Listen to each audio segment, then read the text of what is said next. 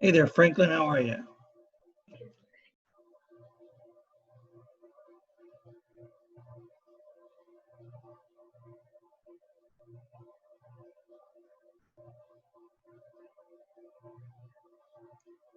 Turn off that virtual background. Okay, you guys are doing what my graduate students are my best students, which should make sense.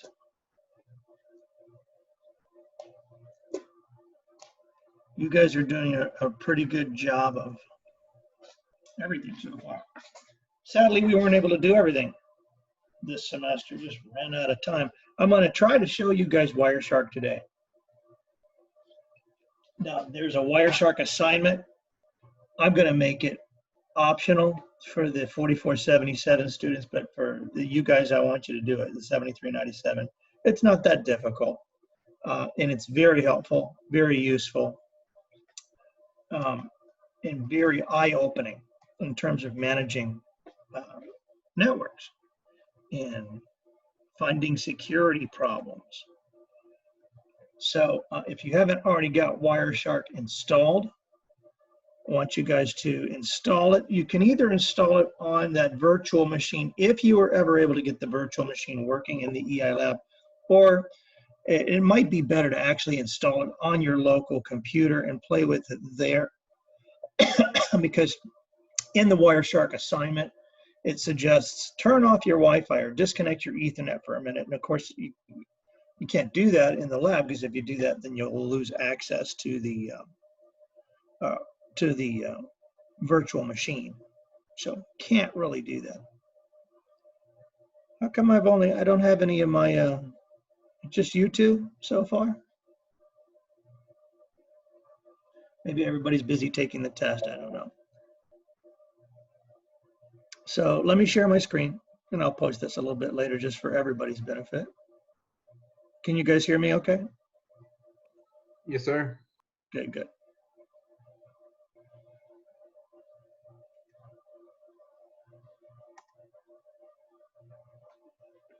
Okay, so I'm sharing a screen where I've already installed and I've just started up WIRESHARK. And keep in mind what a WIRESHARK is. It's an analyzer.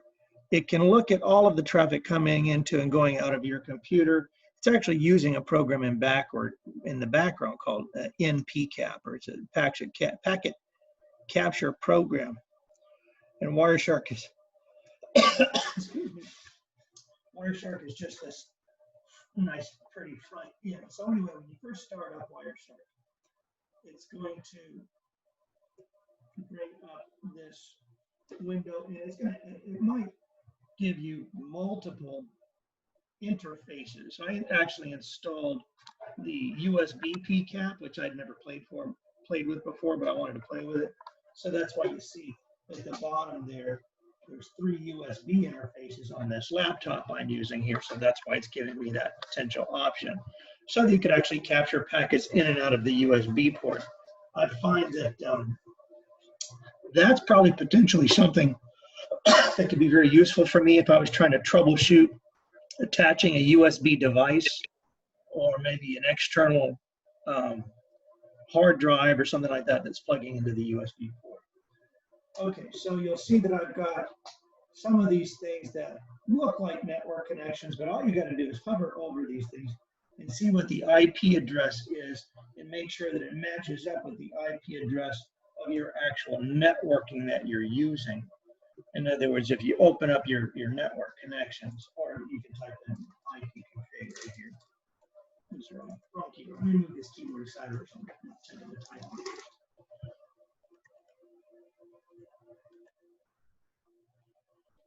Okay, I actually have several network interfaces on this laptop, because I've got wireless on, I've got wired plugged in. So sometimes when you're running WIRESHARK and you're given a big screen like this, it's kind of hard to tell, well, which interface am I supposed to look at? My local network in my house is 10.0.0.everything. Okay, so this 192.168.56, that's stuff that I'm getting from other things that I'm connected to, or other things that I'm running that aren't necessarily outside of this computer, like VirtualBox, for example. So if I click on that or hover over that, it's not giving me any information there. Usually it's going to be Ethernet or local area connection. And if I hover over that, yeah, that's definitely not it. 10.242 is not it. Local area connection, that's usually what connection you want to choose. So I'm going to go ahead and choose that connection and just double click that. Now it's already immediately started capturing packets. And you might be wondering, well, why is it capturing packets? I'm not doing anything. Well, actually, yes, I am doing something. I'm conducting I'm conducting a Zoom meeting. So all of these packets that we're seeing flying up the screen here are packets that are being generated by Zoom. Now, I don't want to leave this running right now, because if I were to just leave WireShark running, it's literally building a temporary file of all of this, and it will eventually eat up all of your hard drive. And I don't necessarily want to look at everything. So I'm going to... Sorry, quick question. How did you get that to run? How did you? I just chose local Ethernet connection, or local area connection from the previous screen. If you want me to, I'll stop WireShark. I'll turn it off. And then I'll restart it just for your benefit so that you can see what it looks like. Icon over here on the screen. So there's WireShark after I installed it. Double click. Finding local interfaces. I clicked right there on local area connection. And it's giving me a hint here to say, here's some throughput. Here's some, if it's a straight line, it's probably a connection that's not being used, or it's an erroneous connection. Local area connection should be the one that you want to click on. So I'm going to click on that one. And it immediately starts capturing packets. Now, I don't want it to immediately start capturing packets because it's capturing all this Zoom stuff, which I don't really care about right now, but I'm going to go ahead and press the stop button. There's a start and a stop button up here. Stop it. The blue fin is the start button, and that little red box, that little red square is the stop button. So let's take a look at what I'm looking at here. Okay. I'm going to scroll to the very top. It starts numbering all these packets sequentially 1 through 99999. It just keeps on going. If you want to, let's go ahead and take a look at, let's just take a look at some of these frames that obviously the Zoom meeting was creating. So this first packet, this is actually a frame. This is not a packet, but it's all of it. It's frame, packet, segment, and application data. The only thing I don't see expressed in WireShark is, of course, the physical data, the electrical data. I don't see that because that's physical, but I see everything else. So if I look at this here, the time is 0. That's relative time from when I started. The source, that's my IP address. The destination, that's the IP address that I'm getting some information from, or where this information is going to, I should say. Protocol is UDP. That's a transport layer protocol. It's either going to be, in most cases, TCP or UDP for 90% of your traffic. What did I say about UDP in a previous class? UDP is the protocol that's primarily used for streaming, which is what we're doing right now with Zoom. Here's the different links. See how they're all variable sizes? You will not see one more than 1,500 bytes because that's the maximum frame size of Ethernet. But they are variable depending on what's in them. If I move my head around a whole lot and do that, you're going to see larger frames. And if I'm standing or holding very still and not saying anything, the frame sizes will probably be a little bit smaller. Down here in this second window, you can expand each of these items. So if I look at just this item number 1 here, it says this is a frame of this size. I click that little arrow there, and it'll tell me which interface it came in on. Just a little bit more information about the frame, the start, and the stop, that it's UDP data. If you click on here, look here, it says it's an Ethernet 2 frame as an 802.2 or 802.3, which is Ethernet 2. So the source was, here's the MAC address. That's the MAC address of my computer, data link layer address. Here's the destination, that ASUS tech. What's that MAC address? What do you think that is? That's the MAC address of the gate, excuse me, the MAC address of my gateway, sitting at my home, my ASUS gateway. Okay, I can expand that even more, and I can see more detail on it. And the nice thing about WIRESHARK is it attempts to look up the manufacturer's name. So this should be fairly self-explanatory what that first frame is. It's the frame coming out of my computer, going to my gateway, and then out to the internet somewhere. You can further expand all of this if you want. This third window down here, we don't usually use this much because most of the data is either encrypted or unintelligible, but this is literally, this block right here, not these numbers over here, but this block on the right side is literally the data inside the frame and the packet and the segment.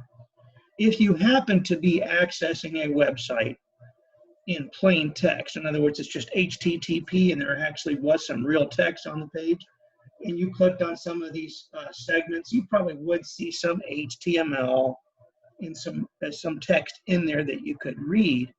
But most websites that you go to are going to be encrypted, so it's all going to be just garbage anyway, and you couldn't read it.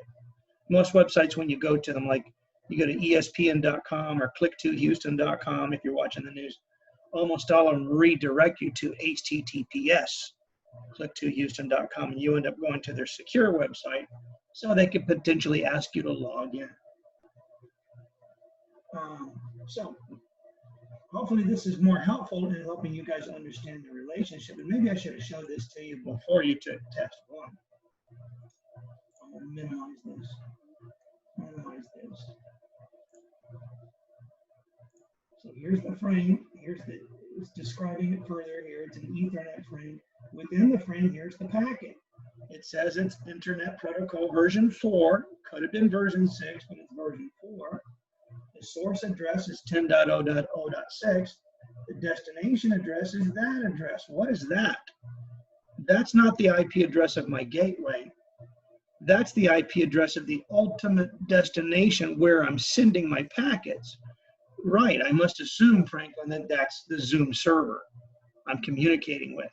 Now, if you guys were to run WIRESHARK right now and do the same thing I'm doing, you might see that same IP address, but if you were in a different city or a different state, you'd probably see a different IP address because you're probably talking to a different Zoom server.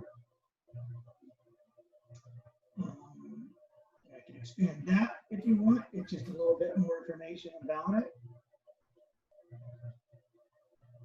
It says the original frame protocol is UDP. Some of this is redundant, and you don't usually need to expand those individual ones because it gives you enough header information to indicate what it is.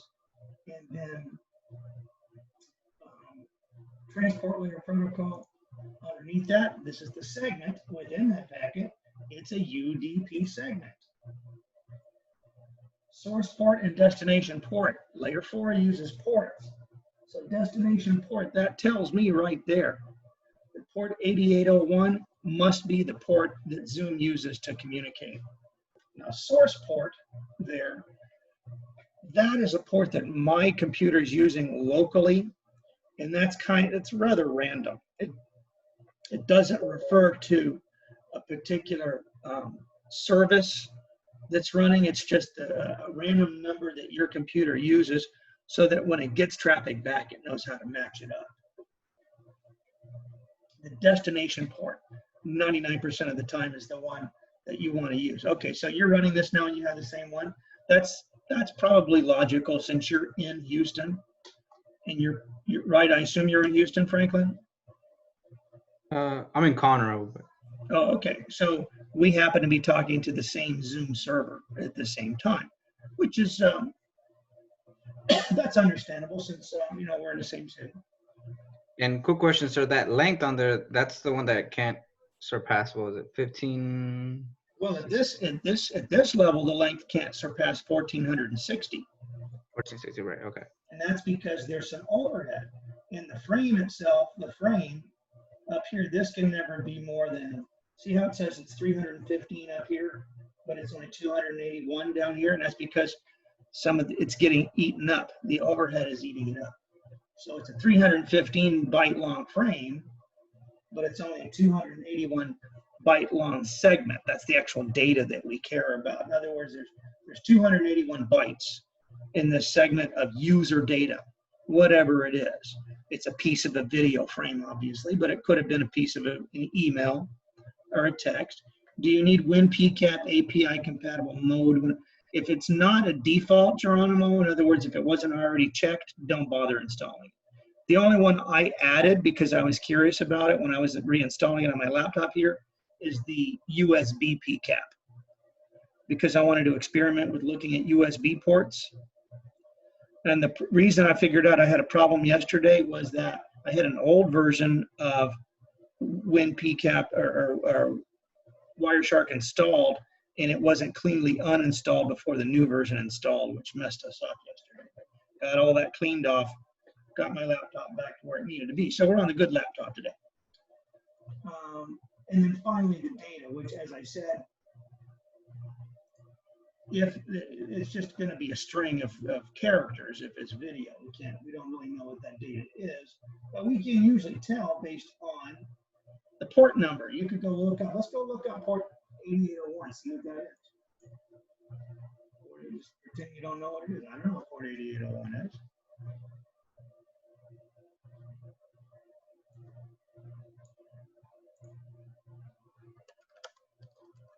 And I bet you we'll find somewhere that it either belongs to Zoom or it's an open, commonly used port. It may not actually be official.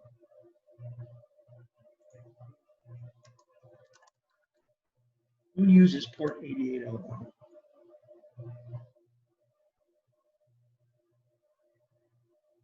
I'll just assume that Zoom uses here. I'll just type in Zoom. Settings for Zoom. There it is right there.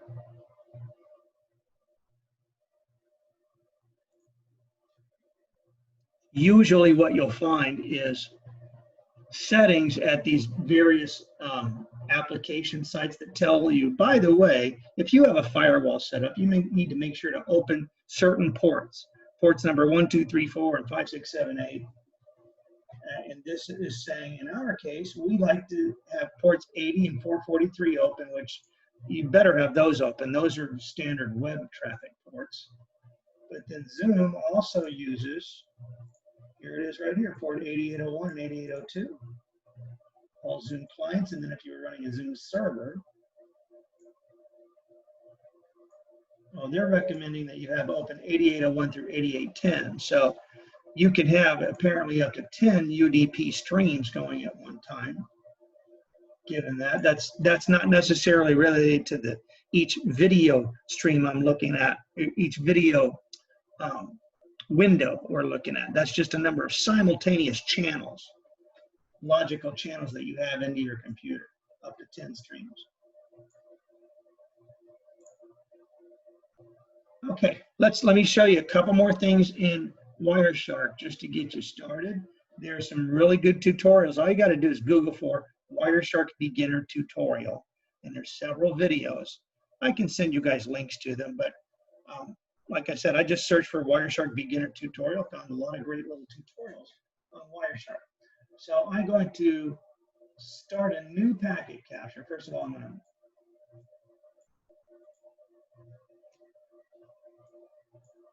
to get off this. I'm going to turn off my browser. Make sure all my browser windows are closed. I'm going to start a new capture and say, I don't want to save the packet capture file. Now, again, it's going to start throwing a bunch of stuff up there, but I'm going to put in a filter. I'm only going to look for traffic that equals port 80. Okay, now you'll notice I just typed in TCP and it popped that in because those are the most common filters. It'll pop up a bunch of different filters for you. And I told it to only show me, I'm gonna stop it. I only want to see traffic where the port, either source or destination, and I could have said destination port, is equal to 80 using either protocol, TCP or UDP. Probably don't need the UDP in there because all web traffic is pretty much TCP. So let me go ahead and start this back up. All that stuff should disappear, except why am I getting stuff?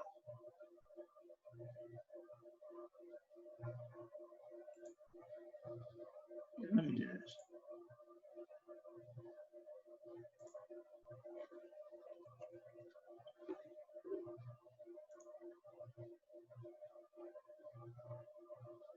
Oh, I may have to apply it. There we go. That's why I have to apply it. I actually had to hit that little blue button over there to apply that filter, and that's because you can apply multiple filters. Okay, so I'm going to stop it and then restart it again, just to get a nice fresh screen. I don't see anything. I'm going to fire up my web browser now. Now watch what happens. I'm going to go to Google.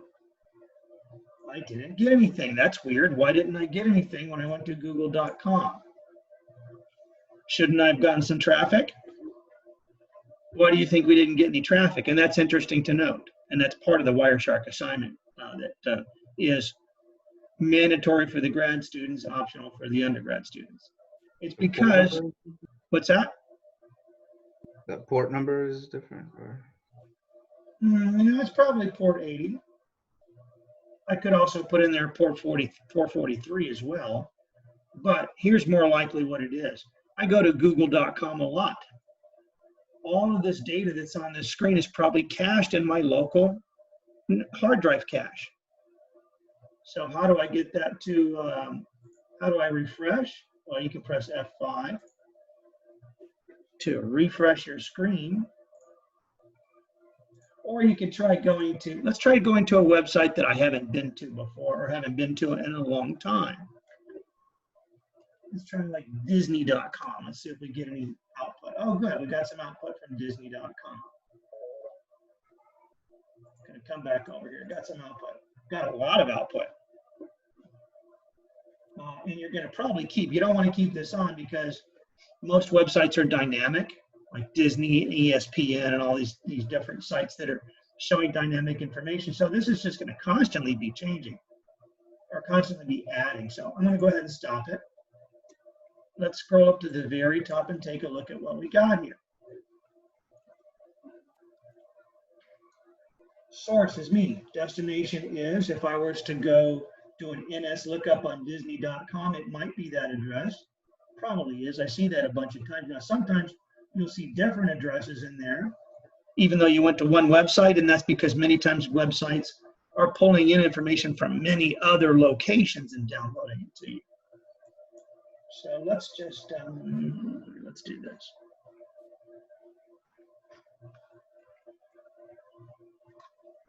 I'm going to just open a little command prompt here, and I'm just going to try pinging Disney.com just to see what I get. 130, okay, so yeah, that IP address matched up. So that's Disney.com right there. So I made a request. It's using the TCP protocol, which is what I said we use. The source address is that. Again, that's kind of a random number. That's the destination address, port 80. It's a send packet, which is a special packet or a special segment that gets sent to the server that essentially is trying to wake it up, saying, hey, I want to establish a TCP connection with you. It's not even necessarily a web packet. It's just a TCP session that's trying to start up, not application. We're not looking at application data yet.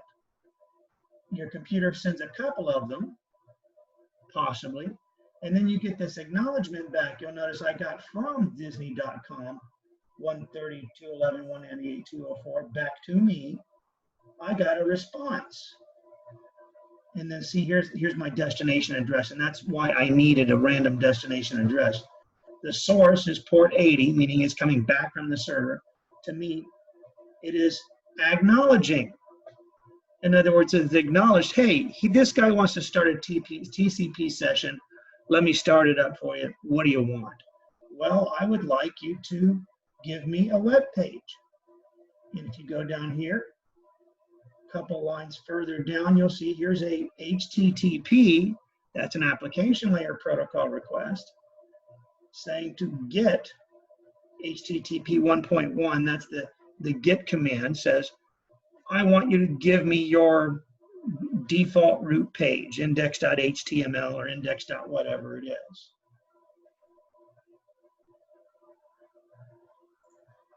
I can actually look at the data of that, and I can see that there's some actual readable text in there. There's the data that your browser is actually sending to Disney. It's saying, hey, I'm using Windows NT 10.0, which is the same thing as Windows 10. I'm using this version of Chrome. Here's the time where I am here, etc., and so forth. So that does happen to be readable data. Now, the data that you get back here on the screen, probably a lot of that's not going to be readable. So hopefully this helps you understand the concept of the back and forth that's going on, where I'm sending a couple of synchronization segments first, not web traffic, just synchronization segments.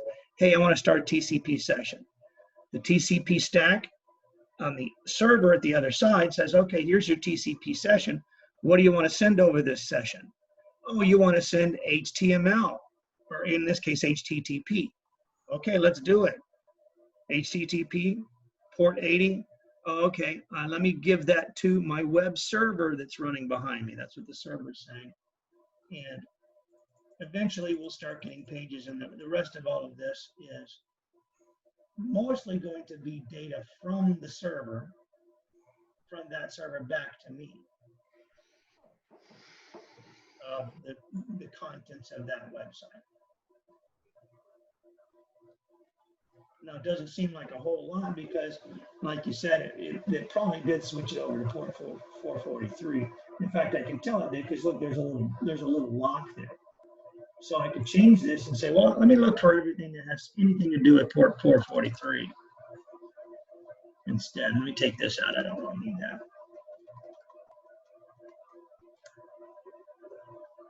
There we go. Now I got a lot more data, because at some point, Disney.com, their website basically said, I don't want to talk to you on port 80. Let's switch over to port 443. Your computer says, okay, and now all of the traffic is using TLS version 1.2. What's TLS? That is a secure protocol. That's the port 443 that's going on. So here's port 443. Here's traffic coming back from the server to me. Back from the server to me. And of course, none of this data is going to be readable. It's all going to be gobbledygook. Some of it's going to be identified as to what it is. It's certificates and it's handshaking and it's encryption, but it's not going to necessarily tell you what's inside those packets, or those segments, I should say. So you can see there's a lot more of that, because once it's switched off of port 80, it's not sending anything else on port 80, or it might be. There might be a few little things that it's pulling off of some random other websites in other places, but generally the tunnel, the session that got created between me and this server was port 443. So what I'd like you to do, even if you don't do the WIRESHARK assignment, because as I said, I'm going to make it optional for the undergrad students, still play with WIRESHARK. Go to various websites. Again, don't leave this on all the time, because if you leave this on and go to lunch and you come back an hour later, you're going to get an error on your computer because you would have filled up your hard drive with 60 gigs of captured traffic. It used to be that you could sit on a website and nothing would happen. Doesn't look like anything's going on if I'm just sitting on this website, but I guarantee you that if I turn this on, it's going to just continuously spew out information because it's updating what's on the screen. There might be some trackers going on in background that you're not seeing. Furthermore, if I take out that filter, there's actually a whole lot more going on than just that traffic. Everything else that's running on my computer now, in this case, I'm generating a whole bunch of traffic because of the Zoom meeting, but even the Zoom meeting aside, there's DNS that's going on. So you can look up DNS information, for example. So I just want to look at DNS information. Here's all the queries that happened. Now you'll notice with DNS queries, they typically, in my case, let's take a look at these because these are kind of interesting. Here's the first few DNS entries. They went from source to destination of 10.0.0.1. That's my gateway router, which has some DNS information in it. You'll notice that it looked up a few things, but then suddenly it had to start getting information from 8.8.8.8, and that's probably because either my router got busy or my router says, I don't know who those people are. And so my computer fell over to the secondary DNS server that I put into it. Okay, so can you see how powerful Wireshark can be? You can look at just about any kind of, there's many, many filters that you can enter. And that's what you want to look at the tutorials for sample filters, TCP, equals, different things. You can look for different TCP options. You can look for ICMP or IGMP. Let's look for just ICMP. What is ICMP? Turn it back on. Don't see any ICMP, but watch this. Ping Disney.com. I should be seeing something. Maybe it's IGMP, excuse me.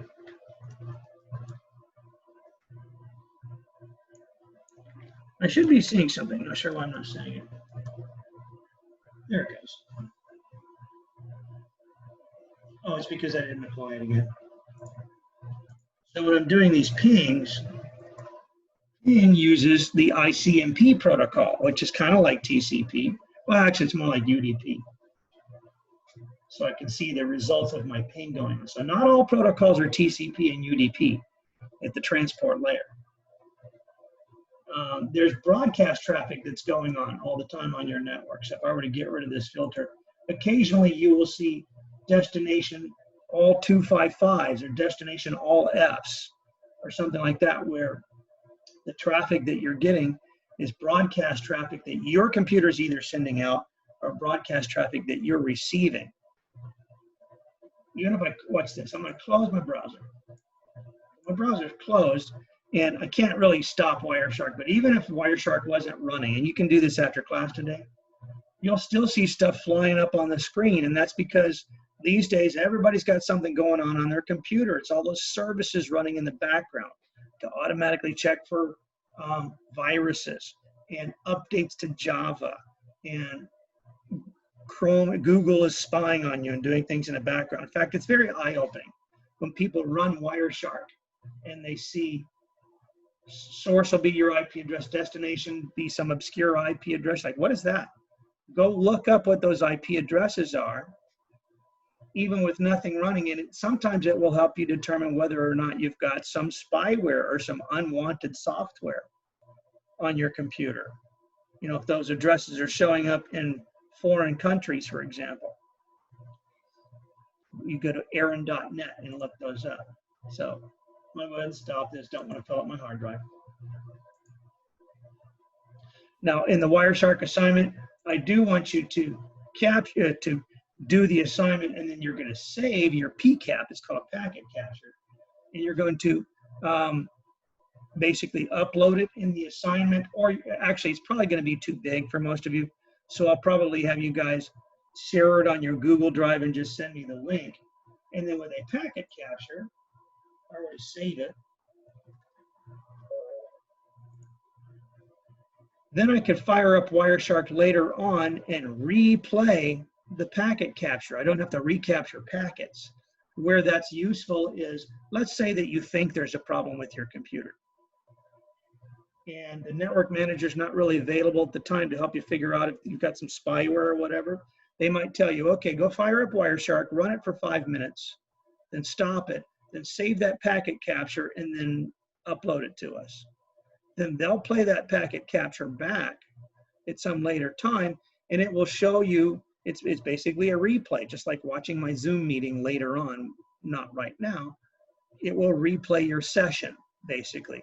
It won't specifically show, it'll try to show you. There's a way in it to try to show you and recreate the web pages, but that usually doesn't work very well.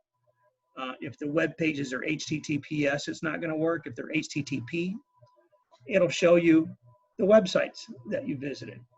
But usually they're looking for, again, spyware, things that it's not web traffic, FTP traffic, email traffic, things that are going on in the background of your computer that should not be going on your computer. For example, there should never be a web server running on your computer.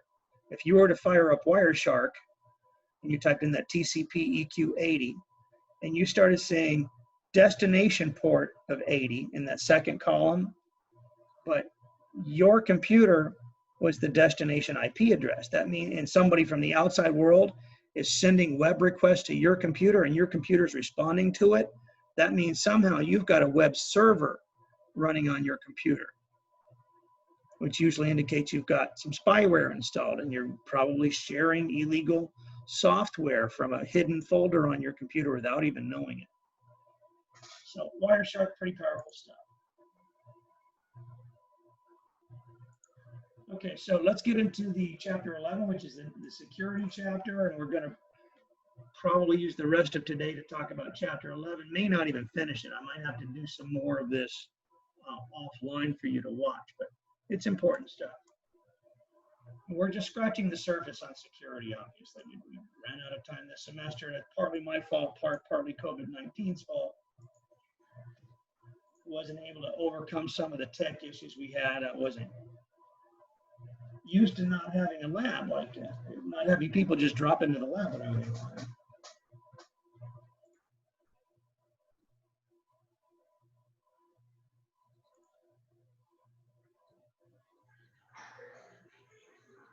So chapter 11.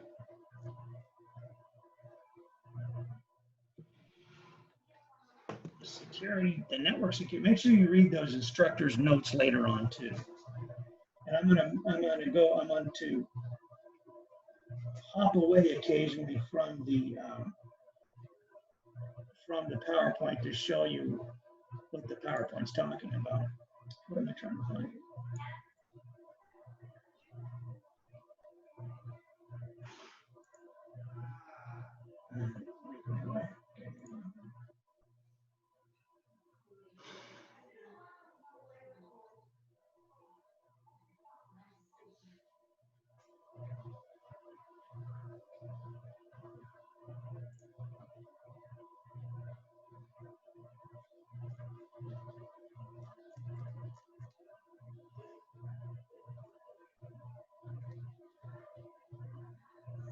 There it is.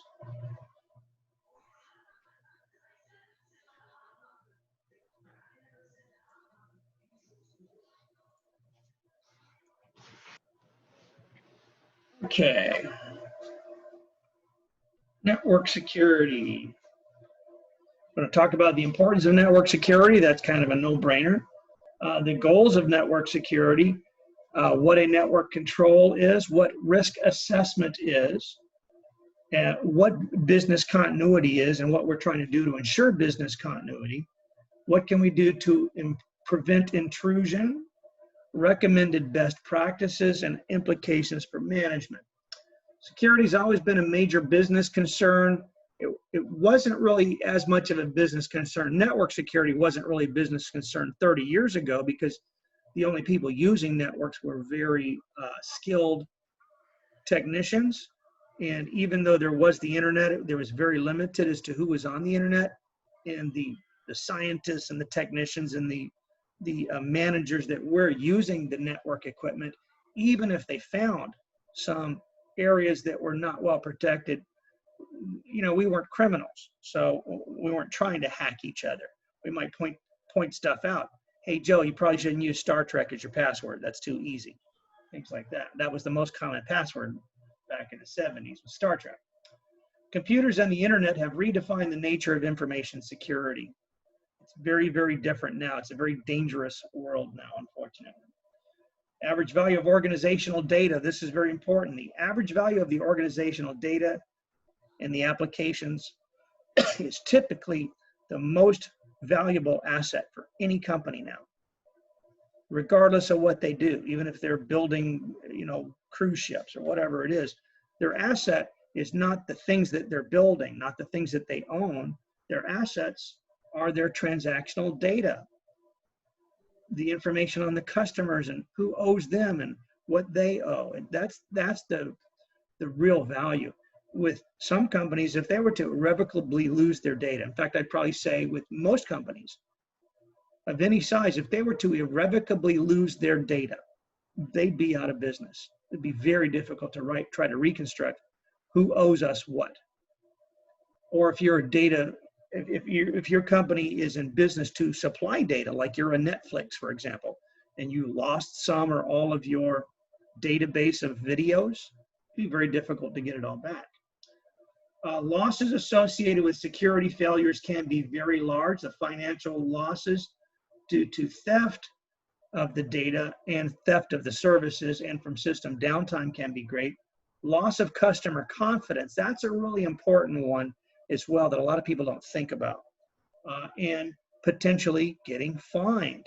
This is happening more and more often now to where federal governments and regulatory bodies that are and agencies that you belong to, organizations that your company belongs to, if they come in and they do an audit of your business, especially in the finance industry or in the medical industry, like HIPAA, for example, if you are not following HIPAA guidelines, and if you don't know what HIPAA is, you can go Google that. That's the medical guidelines on how to keep patient data private.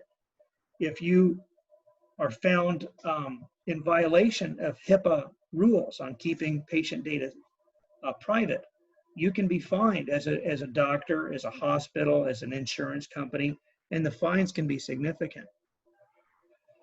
Here's the security triad. Now, when most of you guys think about security, you probably think about the confidentiality, protecting my data with a password. But that's really only a part of it. It's the part that you hear about the most because that's what we hear in the news about all the cybersecurity hacks. But in addition to confidentiality, which is protecting the organizational data from unauthorized access, there is also integrity, that is ensuring that the data has not been altered or destroyed over time, that you're able to retrieve that data, that historical data, for example, from 1 or 2 or 3 years ago, or 1 or 2 or 3 weeks ago, that the data that you've generated or that you own has not been altered or destroyed.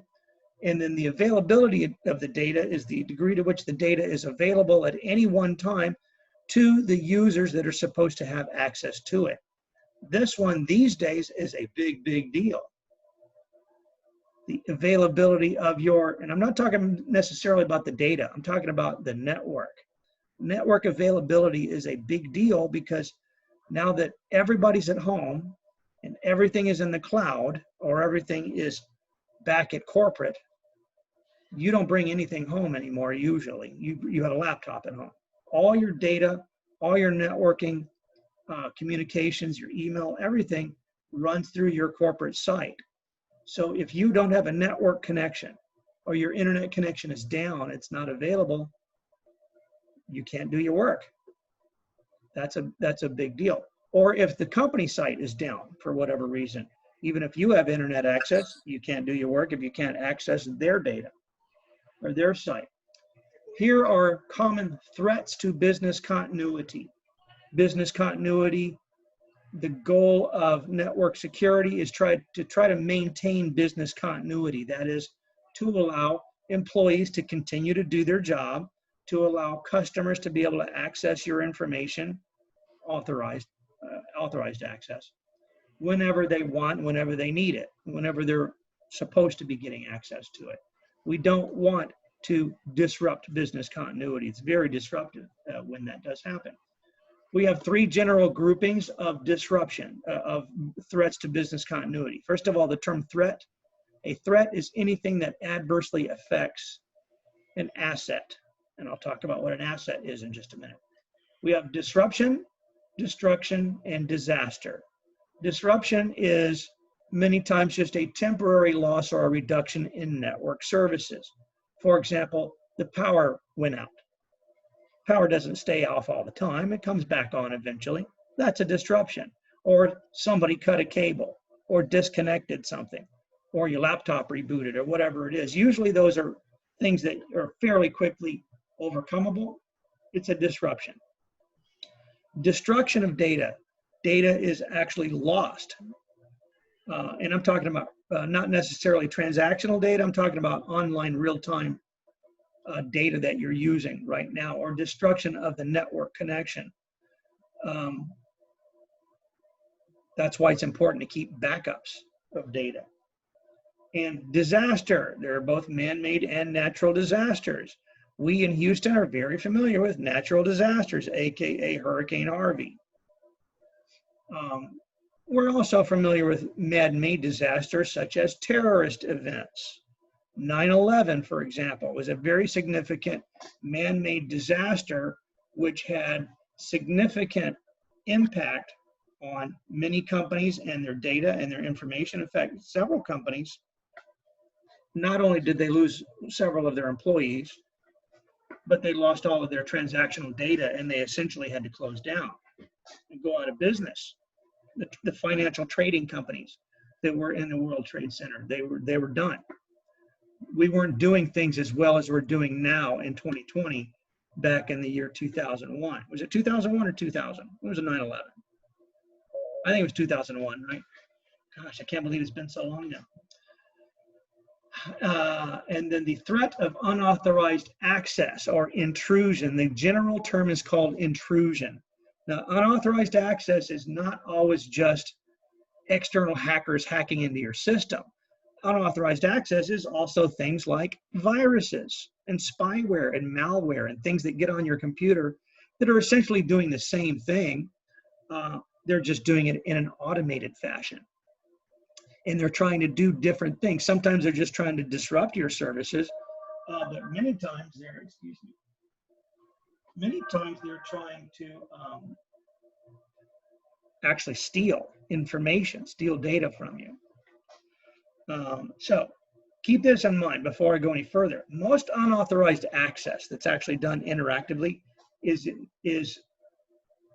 employees or students. Students and our employees are kind of the same thing. Why do you think that is? Most unauthorized access is employees accessing data and accessing networks that they're not authorized to access. Why do you think that is?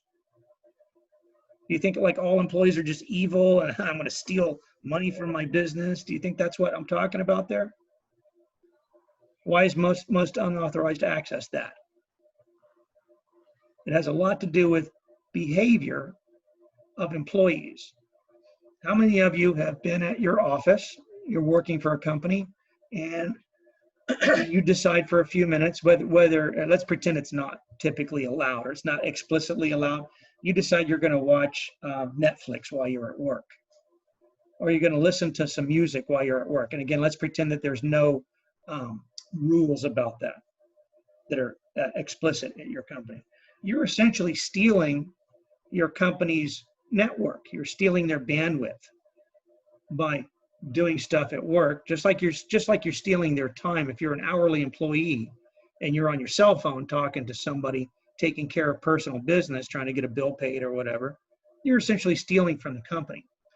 Furthermore, the reason that most of these incidents are involving employees is because employees are usually the ones that are the easiest to catch, and they are the ones that we are most often watching. And that's because, unfortunately, there are 1 out of 1,000 employees are crooked, or maybe more than that even, and they are trying to steal money or access, or maybe not even steal money. A lot of employees are just trying to get a little competitive advantage by finding out information about their company. Maybe they want to find out what their peers are making. What are these other people in the office making salary wise, so that I can go to the boss a little bit later and say, hey, I'd like a pay raise. You don't have to tell them, hey, by the way, sorry. Hang on.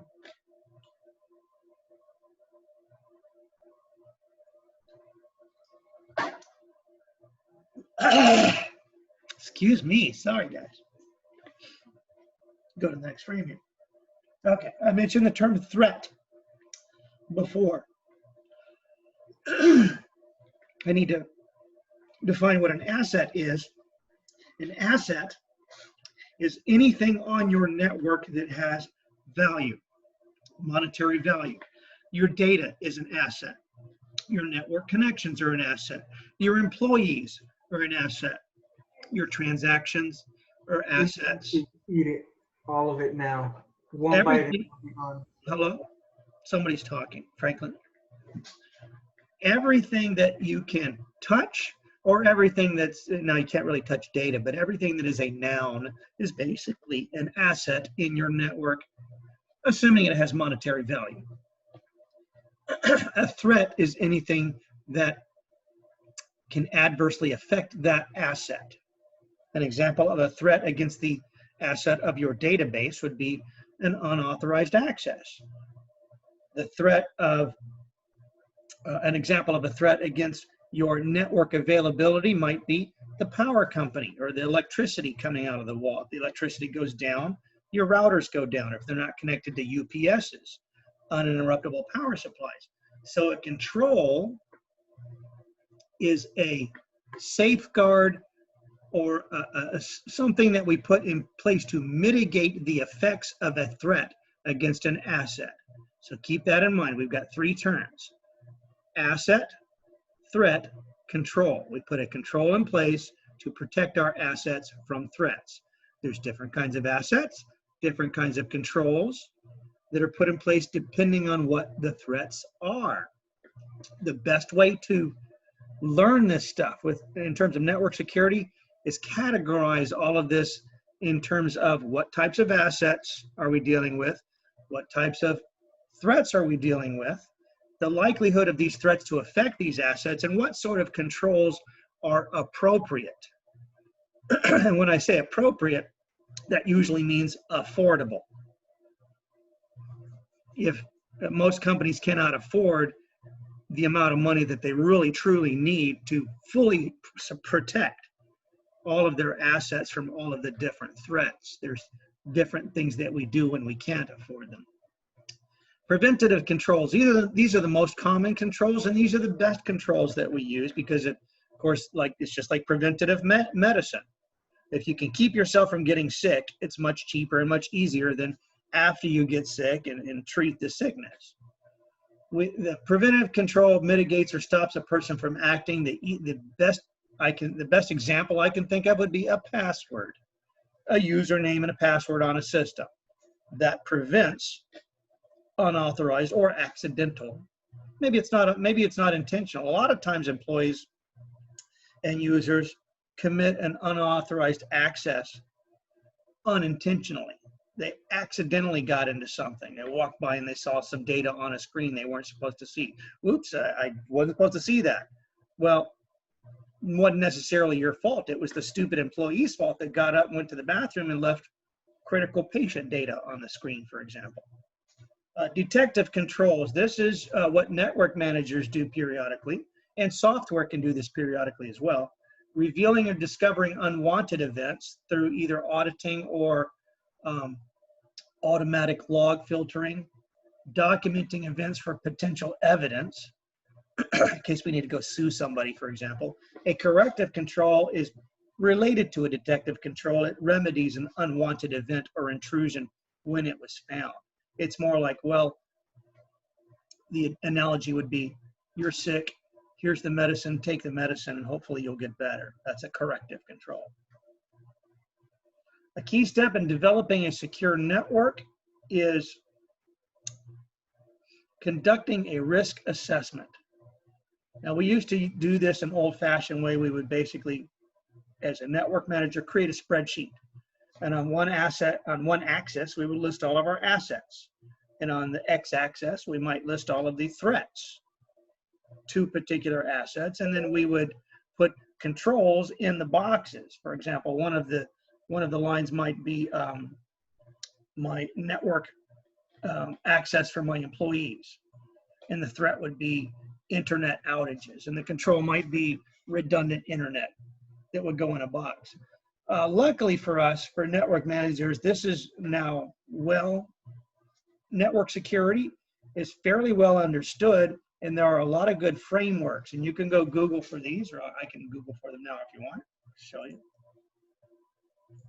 These are 3 common ones. There are several, but these are basically frameworks which were developed either by government or industry to help network managers build an outline and a framework to help them recognize, because a lot of network managers don't realize certain things are assets.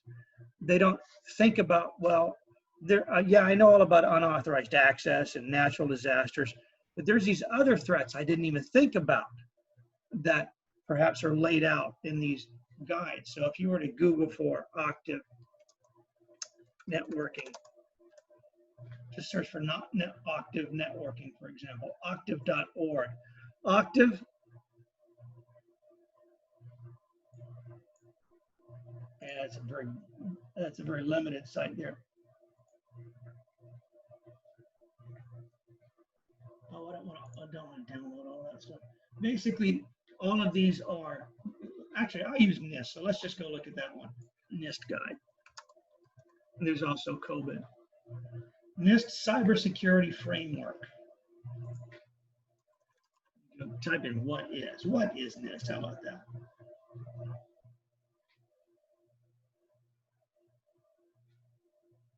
So Amazon Web Services recommends and uses NIST, their framework.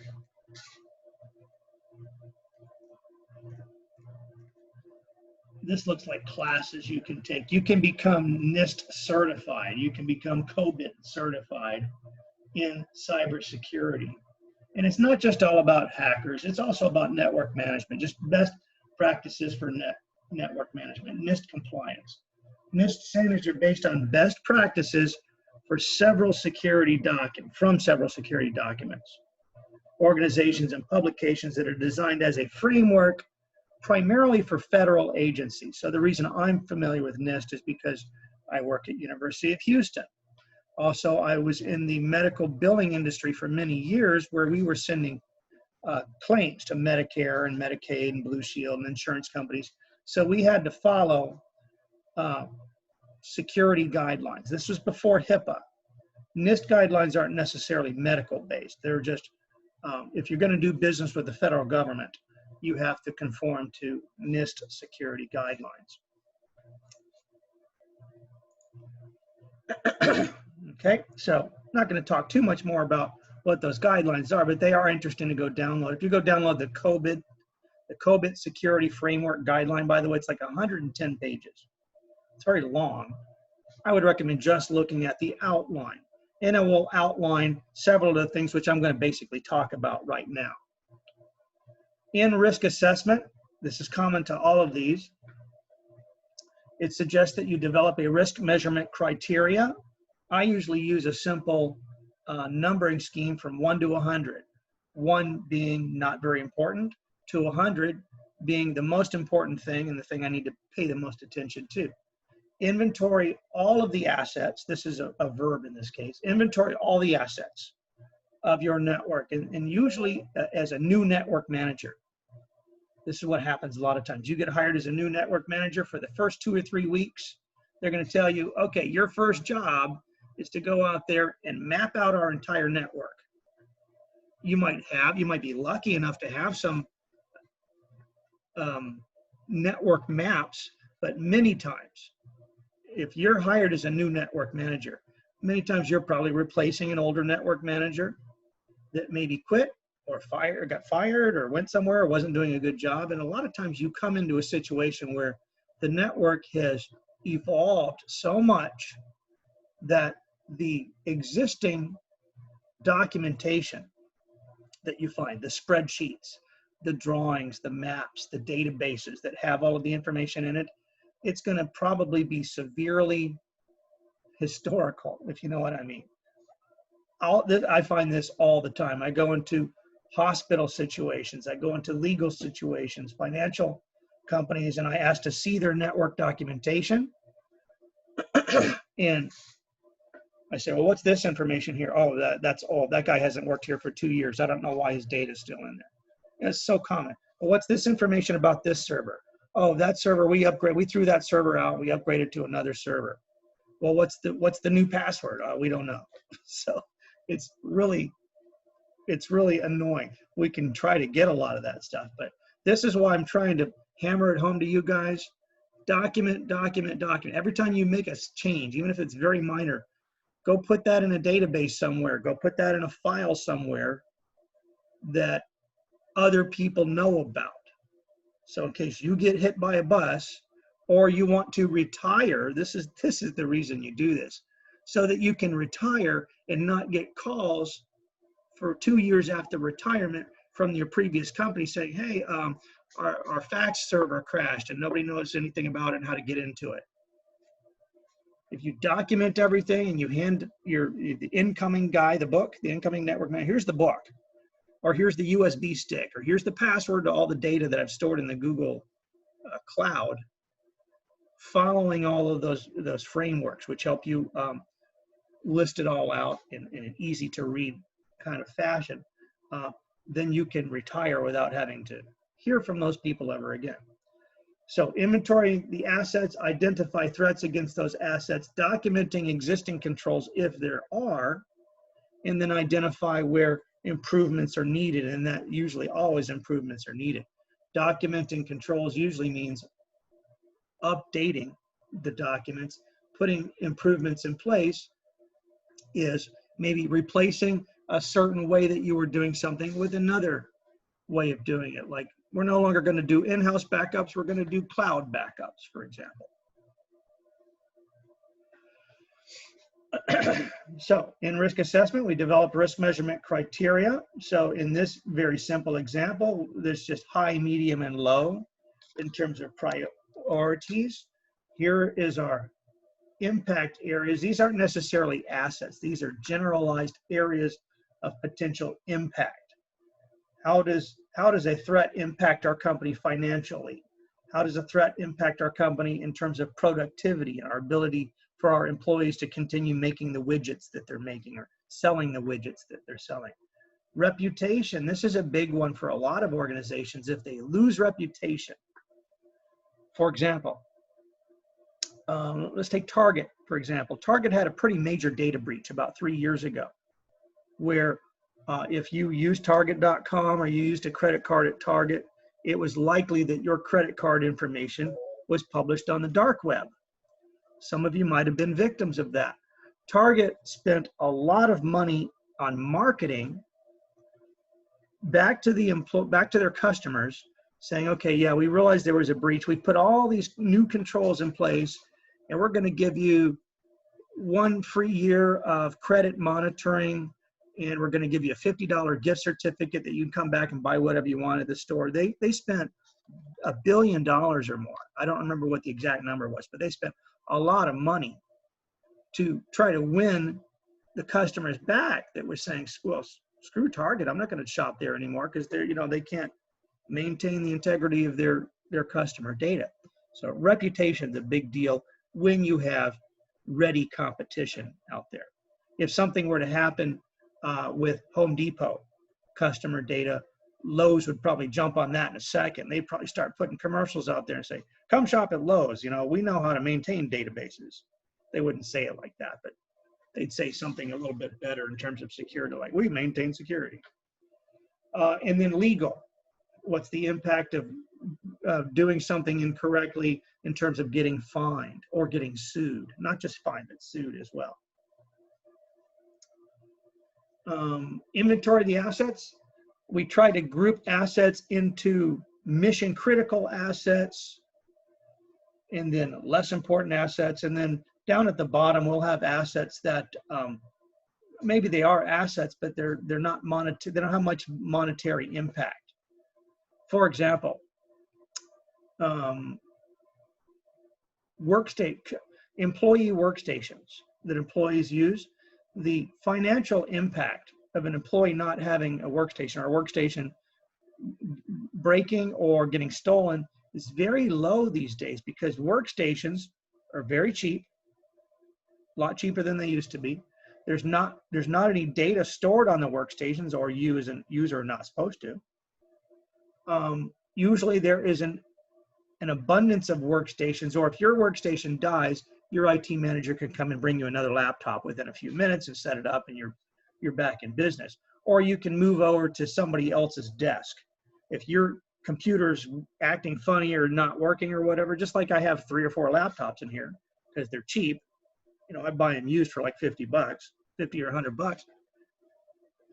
That's the way I mitigate the threat of a laptop or a workstation having a potential failure, is I have more than one of them, or I have an inventory of extra ones for my employees to use. Now, if it was a server and it went down, I'm going to put very different values on that. A server going down can potentially affect 50 or 100 or 1,000 or 10,000 customers. So I need to really pay attention to that. And even though the monetary value of the hardware might be a few $1,000s, the value of that server not being available for 1 hour or 1 day might be significant. We might be talking about hundreds of thousands of dollars if you worked it out that way. We identify threats. Some of these are obvious, some of them not so obvious. Some of these you guys didn't think about. A threat is any potential occurrence that can do harm, interrupt the system using the network, or cause a monetary loss to the organization. That's the key right there. A threat is anything that can cause a monetary loss to the organization. Some threats and some access is allowed or not defined very well because it doesn't have much of an impact. For example, most companies don't care if employees listen to music on their network because it doesn't really use a lot of bandwidth, and they don't care that much, so they don't do anything about it. Although it is an unauthorized access, unless they explicitly authorized it somewhere. Yes, you can listen to music while you're at work. Excuse me.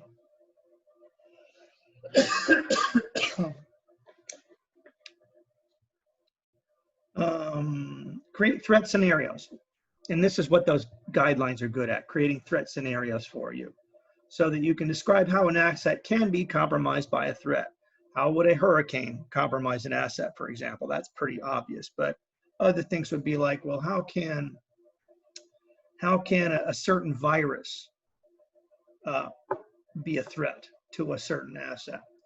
The potential consequences of the threat, risk score, and this is where I like to use the 1 to 100 version to quantify the impact. That's important when you're doing these risk assessments, is to quantify everything from 1 to 100, for example, and pay attention to the stuff with scores of 100 and 95 and 91st. Because as I said before, you have a limited budget as a network manager. You can't just do things from the top. Here's the first threat, deal with that, next threat. You have to identify your priorities and deal with the priorities first. In terms of threats, these are percentages of threats that are reported by companies in a year. This data is a little bit older, but viruses, and actually a better term for that would be malware. The general term for any software that you didn't want on your network or on your workstations or on your servers is called malware. Some of them are viruses. Viruses are usually destructive and destroy data. Spyware is not destructive, and it tries to stay sneaky, and it tries to live on your computer for as long as it can to basically just report information about what you're doing on your computer to somebody else. Ransomware. Has anybody ever been a victim of ransomware? Do you know what ransomware is? R-A-N-S-O-M. Ransomware is where your server, and this happens all the time, or your domain, maybe your website or your email becomes compromised. Lots of small to medium-sized organizations who are not really in the business of, or don't have a good network management team or a good network management function, like churches and restaurants. They don't do a very good job of policing their websites and their data. So these companies get hijacked all the time. Viruses get on their servers, the servers get compromised, or the websites get compromised, and the ransomware companies say, you must send us 15 Bitcoin, or we'll delete everything on this server, or we won't give you your Domino's.com name back, for example, unless you pay us money. Unfortunately, that never works. If you pay them, they're just going to hit you again. Theft of equipment, that happens, and actually that's gone down a whole lot, and that's mostly because equipment is not that valuable of an asset anymore. When computers are so cheap, I mean, you can literally buy a decent laptop for 50 or 100 bucks on Craigslist. Or if you go down to Goodwill, you can buy some older laptops for your kids for them to play with. Theft of information, that's the one that's actually really a lot higher now. The reason it's not reported that much is a lot of times information is stolen or thefted, and the organizations don't know it's being. This chart is basically only showing us what's reported. Device failure, that is always bound to occur. That should really be 100% of the time. 100% of organizations should be reporting that device failure was disruptive for them, or at least it had occurred. Fortunately, there's a lot of controls in place for device failure, like uninterruptible power supplies, redundant hard drives, for example. Natural disasters, those do occur. Fortunately, natural disasters don't occur very often. And the best way to mitigate a natural disaster, and this is why so many data centers are in Las Vegas, or north of Las Vegas, out in the desert. Why are all the data centers there? Because the chances of a hurricane hitting there, or a tornado, or bad weather, pretty much nil. The chances of forest fire, there's no trees out there. Earthquakes, yeah, they do have earthquakes out in that area, but to a much lower degree than in the Bay Area. I don't know how Silicon Valley got started in the Bay Area, in the San Francisco area. That part of the world is susceptible to every natural disaster and man-made disaster you can think of. Floods, fires, hurricanes, mudslides, social insurrection, all kinds of stuff can happen. High prices, $5 a gallon gas, that can be considered a disaster. And then sabotage. Now, sabotage does happen more often than we realize, but a lot of times it's hard to catch saboteurs. They're good at what they do. And then something called denial of service attack, which is kind of similar to sabotage. This is an electronic version of sabotage, where a bad guy, an operator, is trying to take down a website by putting malware in a bunch of computers in the world, and then at some certain point in time, hammer servers with bogus requests for information in an attempt to basically take that website out, take them down temporarily. Step 4, document the existing controls that you have. Identify the controls, determine how they will be used in your risk control strategy that you're developing. Some companies choose to accept certain risks. Organizations may choose to take no actions for risks that have low impact. For example, like I said, employees listening to music. Yeah, it uses a little bit of our bandwidth, but it's not going to destroy our data. It's probably going to make our employees more productive if they can listen to music. So let them do it. Risk mitigation, that's the use of a control to remove or reduce the impact of a threat, such as battery backups, off-site data backups, redundant power supplies, redundant hard drives. All servers these days have at least 2 power supplies and 2 or more mirrored hard drives in them, because hard drives and power supplies, they're going to fail. They're the only 2 moving parts in your computers anymore. And actually hard drives are getting replaced with solid state drives. So those are not moving, although solid state drives are actually less, they're less, what's the term I'm looking for?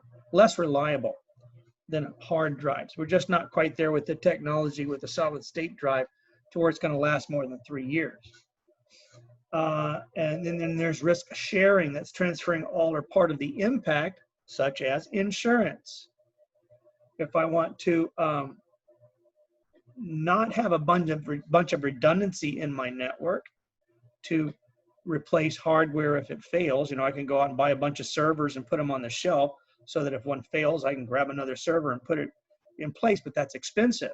What most organizations do is they have insurance policies or maintenance contracts that they put in place so that if something is having a problem, a professional company comes in and either repairs or replaces that, and it's a fixed cost per month. That's the important thing, and that's what companies are trying to do. When they're mitigating disasters, the most important thing you can do as a network manager and your budget is to keep it the same amount every month, to use that same $5,000 a month or whatever it costs for you to run your we don't want spikes. We don't want $25,000 and $50,000. It's very difficult to budget that kind of stuff. Cost controllers go crazy. They say, can you just give me a monthly amount, please? Don't give me this 25,000 crap. You can't, it's difficult to manage money that way, especially if you don't have the cash flow to be able to deal with natural disasters, for example. That's why we have insurance. And then there's risk deferral for non-imminent risks. This is like, well, a good risk deferral would be, we know something's happening in 5 years. We know that Windows 7, for example, is being sunsetted at a certain time, or maybe I should use a Windows Server, like Windows Server 2012. It's being sunsetted in 2 years. Let's not do anything right now about it, but let's schedule it. Let's put it on a schedule and start looking at what the costs are going to be, or maybe we'll start putting some money aside in our budget, in our line item budget, and start putting, you know, $1,000 a month aside. So in the next 2 years, we've saved up that much money so that we can go and upgrade our servers to Windows 26 Server 2016 or whatever the next server is supposed to be. Risk deferral. Identify the improvements. It's infeasible to mitigate all risks, and again, that's because of money. Network managers don't have an unlimited budget to spend whatever they want to spend, and it's just not appropriate to do that. To spend, even if you had an unlimited amount of money, it's not appropriate to spend too much money on network security. It's better to put it in your pocket if that's where it needs to go. Evaluate the adequacy of the controls and the degree of risk associated with each of those threats. Establish priorities. I mentioned that earlier. Establish priorities for dealing with threats to network security. Deal with the most important stuff first. The stuff that's going to cost, the stuff that's going to have the most monetary impact, coupled with, there's 2 things you look at. The thing that has the most monetary impact, and you might say, well, that's a hurricane. That would, or in this area, that would have the greatest, or a flood, that would have the greatest monetary impact on my network. But how often does it happen? Not very often. So it's a matter of dealing with the stuff that costs the most and the stuff that needs to be dealt with immediately or as soon as possible, such as you find out, oh, our server is wide open. We've got a hole in our security, and anybody that wants to can just come right in that hole. We better fix that first, even if it's causing no damage right now. And this is where a lot of network managers get in trouble. And this is how Equifax, and if you guys don't know about the great Equifax data breach, that is a big deal. Equifax had a data breach about 2.5, 3 years ago now. Some of the internal people should have known or knew that the software that they were using had security issues. They didn't do enough. They didn't make their bosses well enough aware that, hey, we need to spend some extra money and upgrade this open source software. They were using something called Ruby on Rails, which runs under Apache, which is open source software. Very dangerous to use open source software unless you're on top of it every single day. In other words, you pay attention to all those emails that you get emailed periodically. You pay attention to the news. You pay attention to the user groups where they're saying, hey, we think we found an issue with Apache where somebody has found an exploit and they can get in without using a password. You got to pay attention to that stuff and patch those pieces of software, patch those applications, patch those holes as soon as you can. Because it's not a matter of if, it's a matter of when you're going to get hacked. You might think to yourself, oh, we're just a little bookstore on the corner here. Nobody's going to hack us. Well, hackers are not humans anymore. Hackers are indiscriminate computers, which are just indiscriminate programs, which are just scrolling through the internet, randomly looking for IP addresses, and they don't care who they hit. They're not always looking for the biggest target. They're looking for the easiest target. Ensuring business continuity, making certain that an organization's data and the applications will continue to operate even in the face of disruption, destruction, or disaster. The goal for most retail companies is to be able to look like nothing's happening even when something's happening. Because you have to believe that something's going on somewhere in the world that's causing eBay or Amazon.com or Facebook to have a problem. In some area of the world, there's either, a strike going on where people aren't coming to work, or there's a power outage, or there's a hurricane, or there's an earthquake, or there's a, whatever, or something's going on, or there's hacking going on. They have to look to the rest of the world, if they're retail, like nothing's going on. It's very important for them to do that. Like a duck in the water. When ducks are swimming on the water, they look nice and serene, but they're feverishly pedaling under the water to keep afloat. That's what most network managers are doing. We're feverishly pedaling under the water to keep it all alive. But if you don't want to be a reactive network manager that's going to die of a heart attack, you need to be proactive. Proactive is the best way to be. I, unfortunately, am a firefighter. In terms of network, I'm a networking firefighter. I'm hired by companies a lot of times as a last resort. Something's happened. They can't figure it out. Their network manager can't figure it out, or they don't have a network manager, or he quit. This happens a lot of small companies, doctors' offices, lawyers' offices. Well, yeah, Joe quit because he got pissed off at the boss and walked out with all the passwords, and we don't know how to get into anything. Well, everything's okay right now, but come the end of the week, if something happens, we can't update user passwords, can't do anything. So a lot of times I come into a situation where there's a fire going on. Firefighting is the worst way. That's a corrective control. That's the worst way to do network management because it costs the most. It's destructive. So it obviously means something is on fire, not sometimes literally, but usually not. Usually something's happening right now. You're being hacked right now. When I go into a business where like they are being hacked right now, first thing I do is I pull the plug on everything to keep more data from going out the door. But what does that do to the network if I pull the plug? None of the legitimate users can use the network, so it's destructive.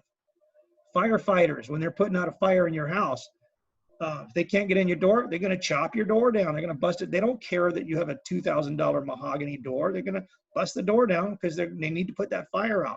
They don't know if somebody's in your house or not. They don't know if your house is going to catch the next house on fire. Their job is to put that fire out no matter what it takes. And it can be very destructive. So firefighting in terms of network management is destructive and expensive. Prevention is the cheapest way to do it. So all of these things, protection and prevention, these cost a little bit of money up front, but and if you're lucky, and hopefully you never have to rely on backups, data backups, on virus protection. Hopefully it doesn't occur. It's like insurance. Hopefully you never have to file an insurance claim, but it's there if you need to. Virus protection. Nearly all organizations experience computer viruses. As I mentioned before, there's a lot of different names for them. Worms, Trojans, spyware, adware, rootkits. Rootkits are what servers end up getting, usually Linux servers. That's what happened with Equifax. They got rootkits installed, which means it was kind of like they're automated.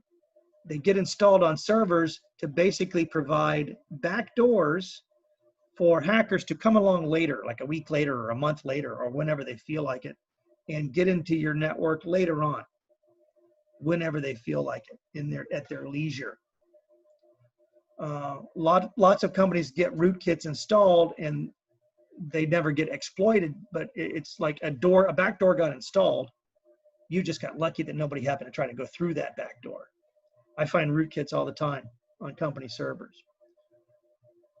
Denial of service attacks, you can go look those up. I'm going to kind of go a little bit faster here. Those are very common, denial of service attacks. This is basically where it's a distributed DDoS attack. Distributed denial of service is where compromised computers in the world, this guy here, the handler, has compromised a bunch of workstations in the world, for example. At a prescribed time and date, all these workstations with this spyware that's on there fire off a bunch of requests to a company's website or a file server somewhere, and the requests are bogus requests. It would be kind of like, you know how earlier I showed you the web access in WIRESHARK, where my computer sends a synchronization packet, and then the server sends or a segment, I should say, and then the server sends an acknowledgement segment back. My computer normally only sends 2 to start with, and then it expects an acknowledgement back, and then it starts sending traffic. Well, I can easily write code to tell my computer to send 10,000 in 1 second, and then ignore acknowledgements. In other words, it's basically prank calling. I can tell my computer to prank call a certain website 1,000 times in a minute, and so there's 1,000 TCP sessions that get open. And if there's 1,000 telephone calls going on with a bogus agent, then your server can't handle the actual real users that are trying to get onto your network. That's a denial of service. Most companies have some sort of a traffic analyzer in place, and I'm not talking about WIRESHARK, I'm talking about an automated analyzer in place. We usually refer to those as firewalls. Denial of service protection is done by traffic filtering, traffic limiting, and or real-time traffic analysis, or maybe automated traffic analysis. This is the slowest way to do it. The fastest way to do it is to filter based on IP address. Second fastest way to do it is to filter based on port number. Only allow certain traffic in and out of your network. A lot of organizations block traffic going out of their network, not just into their network, because if you as an employee, for example, got a virus on your computer, we want to try to stop the bleeding, stop the data from leaving our network, whether you intended for it to happen or not. So we put firewalls in both directions. Usually these firewalls are applications that are built into popular routers and popular switches that you buy. They're not usually separate devices anymore. In fact, most people in here using a computer, you have firewall software. As of Windows 7 and up, you have automatically built-in Windows firewall. Same with Mac. You have firewall software that you can enable and disable. Whenever a new program is added, that new program typically needs to go in and tell Windows, hey, I need to modify your firewall and add a rule or rules for my application so that I can communicate with the internet. Is that cool with you? And that's why a lot of times when you install software, you get a little pop-up, a little warning pop-up. Hey, this computer's trying to make changes. Are you okay with that?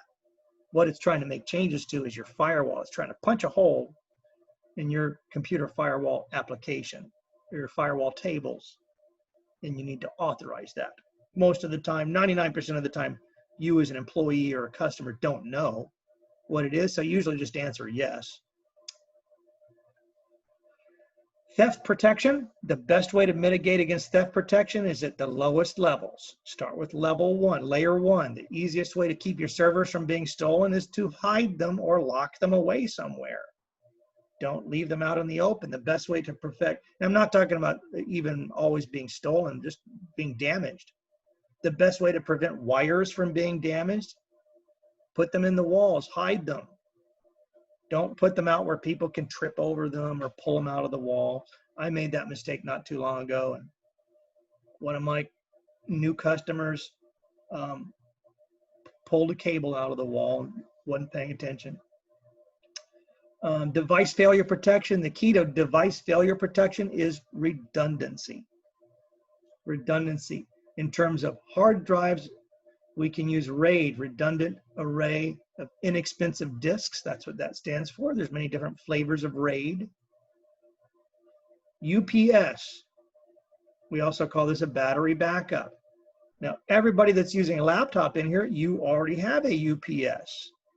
It's your battery. It's in your laptop as long as it's good.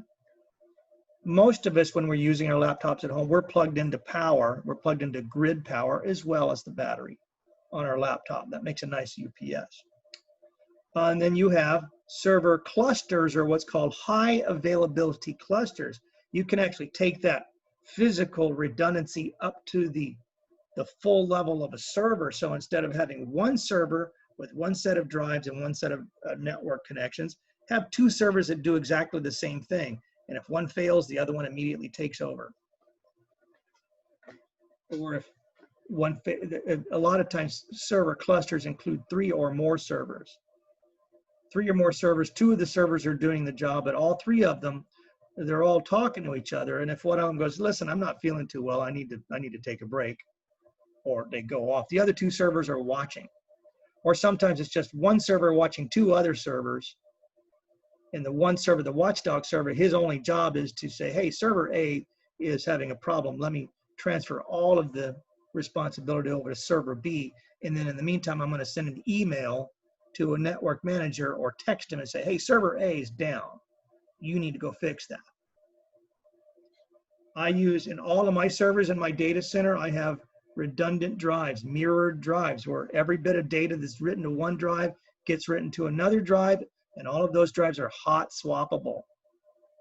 If you look at any servers in any data centers anymore, all the drives are right in the front, and you can literally pop a button and pull the drive out while the machine's on, and then replace that drive. With RAID, as long as you've got software that's doing that for you, it can survive a drive failure because it was able to redundify or have that data exist on other drives. And it'll send you a warning, hey, you need to replace this drive. I'll get a text, drive 3 in server 12 has failed. You need to go replace it. I go down to the data center. I try not to wait a week or 2. Unfortunately, I've done that before. I've done the risk deferment. And then a second hard drive has failed, and then I lost my data. But I try to deal with those as quickly as I can. Go down there. I keep a stack of hard drives there at the data center because I can't assume that I can get drives really quickly. Although these days you can usually buy drives down at Walmart, even for servers. And I pull the bad drive out, stick the new drive in. Within a few minutes, the data has become what we call resilvered or redundified, recopied, and we're back in business. And the employees and the customers using those servers have no idea that anything happened. That's the point. We're trying to maintain business continuity. Whoops, skipped ahead there. That's what we're trying to do, ensure business continuity. Now, in terms of disaster protection, I'm gonna run out of time today. That's okay, we'll keep going. We'll keep going until we can't keep going. I got 3:35, how about you guys? 3:35. You guys are okay if I keep going? Disaster protection, the best way to protect against disaster is avoid it. Don't put your data in areas where it's prone to flooding. Now, back in the year 2000, we had it wasn't a hurricane, it was a major storm called Allison. Was anybody here alive during Allison? Do you remember Tropical Storm Allison. I think it was Allison. Yeah, it was the year 2000. University of Houston and much of the medical center irrevocably lost servers and data because the common practice at the time, again, this is all about best practices. The common practice at the time was to put your servers in the basements or underground. U of H used to have a much larger underground. You could walk from the student center to 4 or 5 other buildings. Did you know that? Maybe you didn't know that. Back in the old days, I used to live in the underground pretty much because it was fun to hang out down there. You could walk to other buildings. You can't do that anymore because, well, you know what? Houston's not a good place to have an underground, and it's not a good place to store servers because all those servers went underwater. People died in the medical center because the generator, not necessarily the servers, but the power generators were in the basements of the hospitals. The water flooded, the generators failed. People's ventilators went off and they passed away, sadly. So these days we don't put generators in the basement. There's a big thing that's next to the next to Melcher Hall there, next to the School of Business building. It's an emergency generator. Next time you get a chance to go back to school, take a look at that big thing between the student center and the business building. That's an emergency generator that runs all of our stuff in both the business school as well as the student services center. But you'll notice that it's raised up about 6 feet on a bunch of concrete. It used to be down in the basement of Melcher Hall, which has a semi-basement. It's kind of raised up and then it's a basement. So that emergency generator stuff is higher up. So if we can't avoid disasters because we just have to provide services in certain areas that are susceptible to disasters, we need to have disaster recovery plans. And this is built into a lot of these COBIT and NIST and Octave guidelines is what your disaster recovery plan should look like. And you can go Google for, I'll try to find some samples and email them to you guys, but you can Google for these as well. Sample disaster recovery plans, and you can download them. And a lot of times they're just spreadsheets that you fill out. Page 1 has the most important information on it. Who to call when there's a problem. Who are the most important people in the business? Who are the first people that you call? Page 2, page 3, page 4 are going to be the responses, the prescribed responses to various kinds of disasters. A fire, a flood, a security event happen in the parking lot, whatever it happens to be. Some organizations, if you're a large organization, you outsource your disaster to a disaster recovery firm so that if a disaster occurs, they come in and they mitigate that disaster for you. They replace everything that's broken. ServPro is a good example of a disaster recovery firm. ServPro specializes in recovering you from fires. They do it for both businesses as well as individuals. Anybody ever heard of ServPro? They come in there with fans and or floods. They do floods too, floods and fires, any sort of natural disasters or man-made, because fires are many times man-made. They come in there, they bring 50 fans into your building and dry everything out, clean everything out. They take all your furniture or equipment out. They take the old stuff away. They bring you new stuff. They set it all up for you. They do whatever is necessary to get you back in business as fast as possible. That's a disaster recovery firm. Okay, I need to go faster if I can. Intrusion prevention. How do we prevent intruders? We have, first of all, security policies.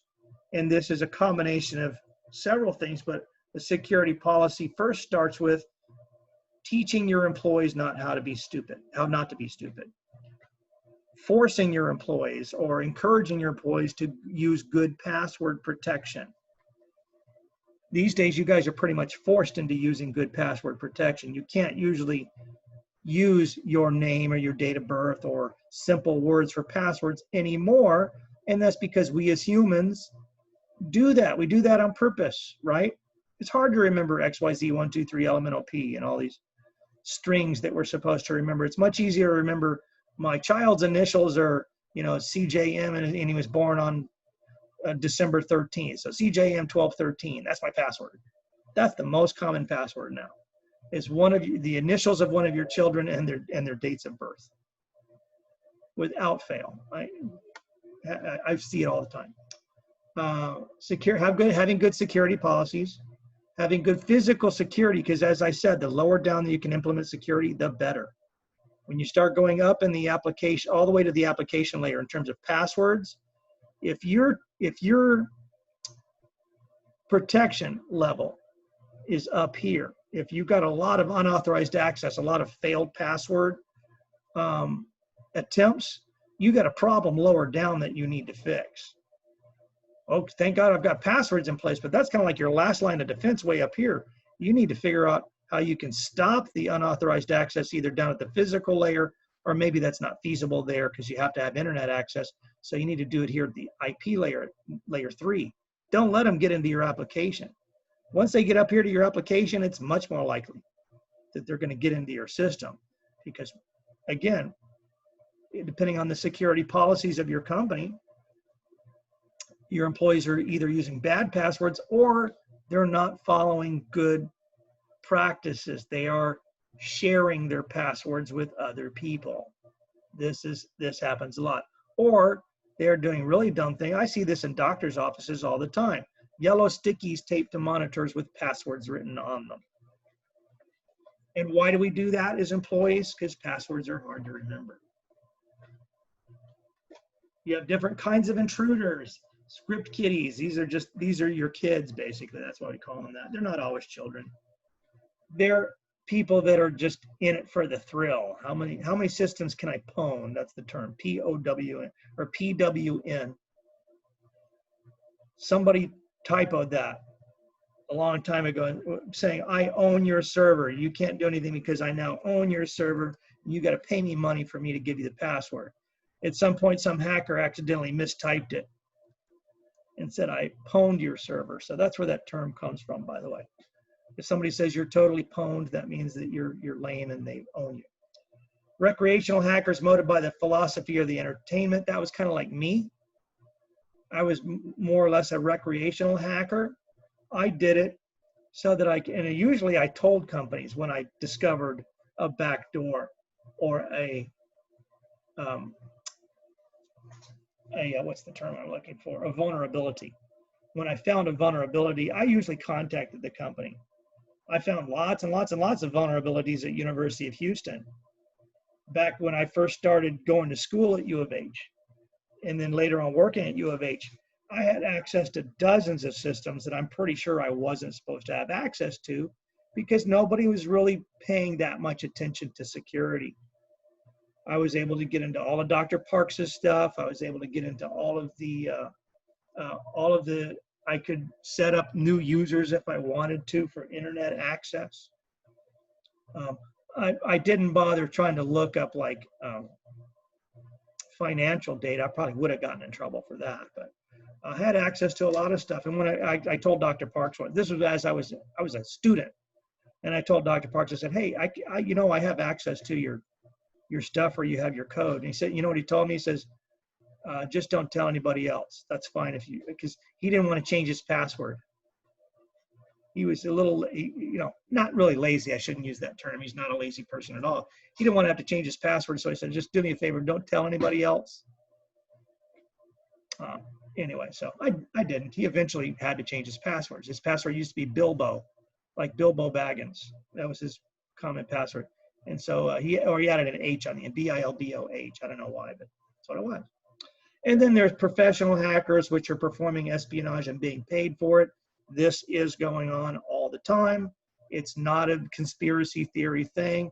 It goes on between oil companies. It goes on in Major League Baseball. It goes on. Can you believe that? There are people in jail right now because they were stealing confidential data. People that used to work for the St. Louis Cardinals and the Houston Astros are in jail because they were caught engaging in industrial espionage. It happens in sports a lot more than you think, a lot more than you realize. There's millions and millions of dollars to be had in sports in terms of a little bit of a competitive advantage. Winning the World Series, for example, I have to unfortunately bring up the Houston Astros cheating in the World Series. Now, I don't think they used networking to figure that out. They just figured out that what certain signs meant. And then organizational employees. That's you as students. That's us as employees accessing data that we're not supposed to. So these are the general groups.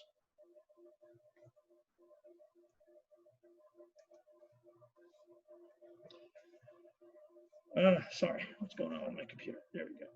Okay, I mentioned firewall already. A firewall can be a piece of hardware. Many times it's an application that we put in place on a router or a switch. We put in what's called rules. ACL stands for Access Control List.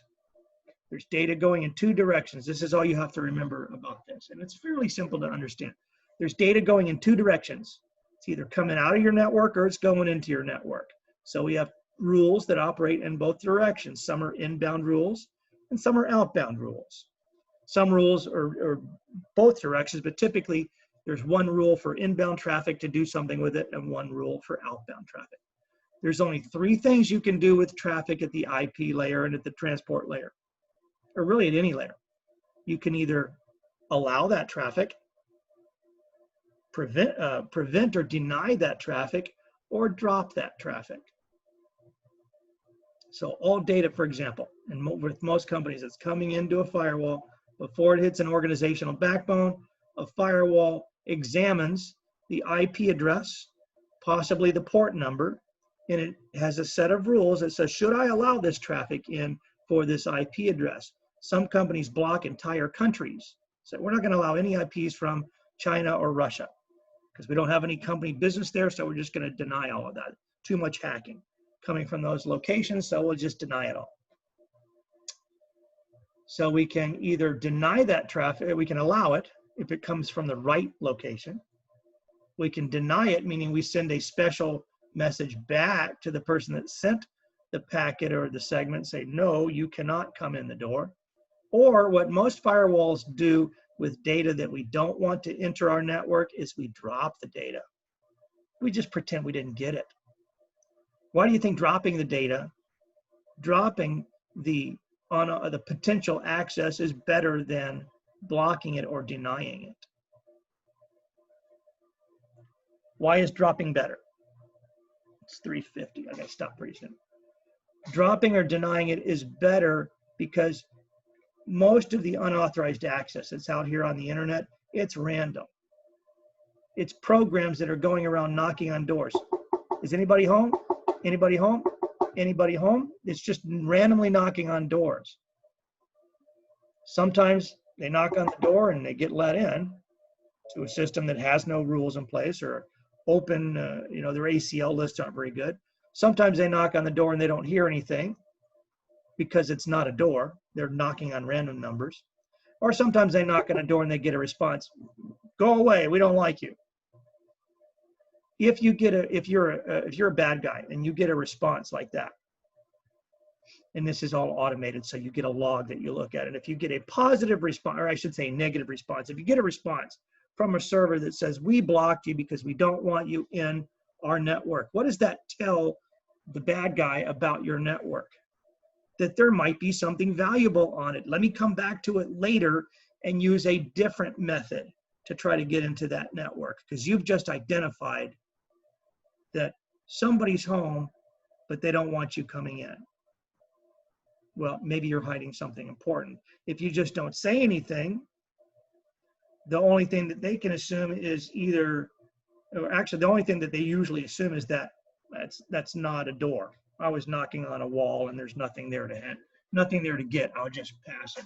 It's called security through obscurity if I just drop packets. So most of my ACL rules and my ACL lists on incoming traffic, not necessarily outbound. Now, on outbound traffic, I definitely want to tell my employees, no, you can't go to those porno websites. I'm sorry, but you know, I'm pretty liberal here, but sorry, you can't go there. You can't go to these hacking websites.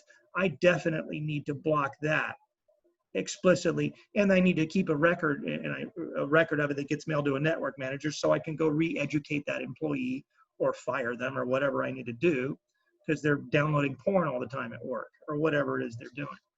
It's not necessarily porn. Maybe it's games. Maybe I should have said that. I'm not trying to be inappropriate here, but that's a common thing, unfortunately.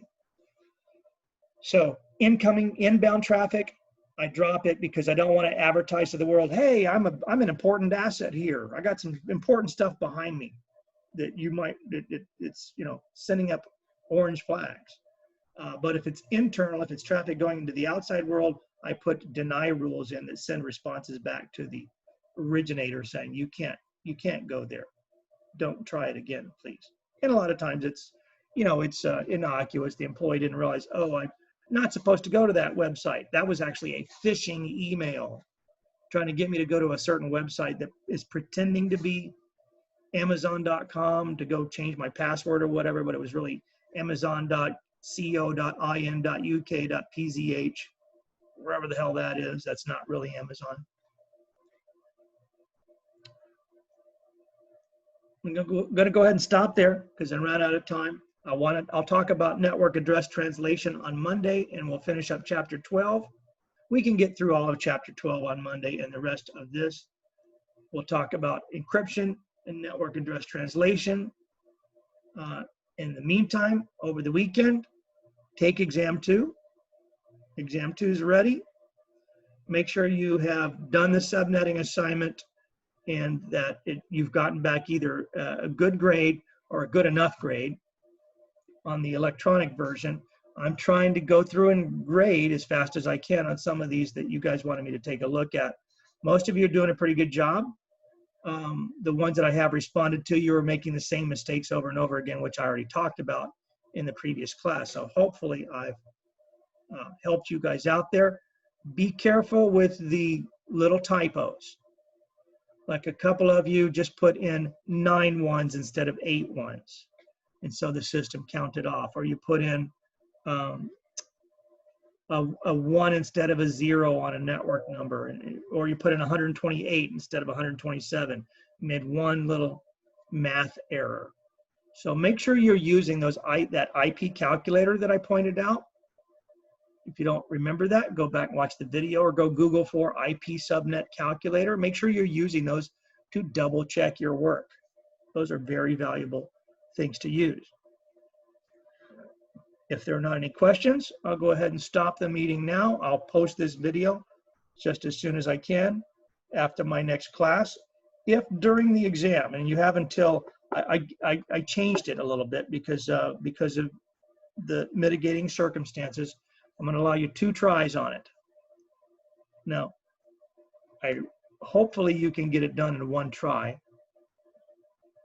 If you got an 88 or an 89, don't take it again. That's good enough. But if you got a 35, go back, figure out what you did wrong, and go take it again. It'll be a similar but slightly different test. And I'm going to give you till Sunday at midnight to get that test done. The password is GoCougs. You should have gotten an announcement on that. Okay, any questions? In terms of the assignment, the WIRESHARK assignment that you see online, again, that's going to be optional for the undergrads. It's mandatory for the graduate students. So the WIRESHARK, it's due, I'll make that due on Tuesday at midnight, okay? So that you've got time to take exam 2, then study this information that we're learning right now, because we've got to take an exam 3, which I will make available on Tuesday, probably through, I think, Tuesday through Thursday. I think I have to have my grades in by next Friday by 5 p.m. So I should be able to go all the way to Thursday. If you take it twice, yeah, obviously we'll take the higher of the 2 grades. If you take the test a second time and make a lower score, I won't count the lower score, but I will not be very happy with you if you make a lower score.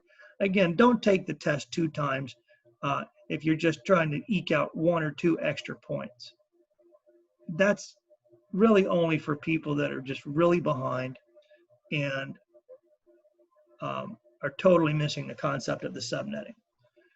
The extra credit assignments at this point, the subnetting, the WIRESHARK assignment will be an extra credit. I haven't decided how much I will give on that WIRESHARK assignment. It's posted now if you want to go read up on that WIRESHARK assignment for the extra credit. I don't think any of my graduate students need to do any extra credit. You guys are all doing pretty well. Talk to me after you take exam 2. Okay, if you do great on exam 2, you're not going to need any extra credit because you'll do fine on exam 3. Okay, see you guys on Monday at 2. If you're in the middle of taking the test, by the way, and you have a tech issue right in the middle of taking the test, you can text me. You can try to call me, but it probably won't go through because it's really a Google number. But I will definitely get the text. You can text me at that number and say, hey, I've got an emergency here. My internet died in the middle of the test.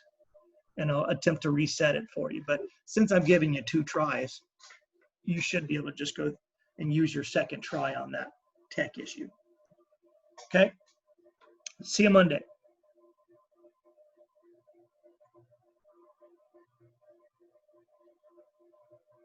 Remember, the password for the test is GoCougs, lowercase.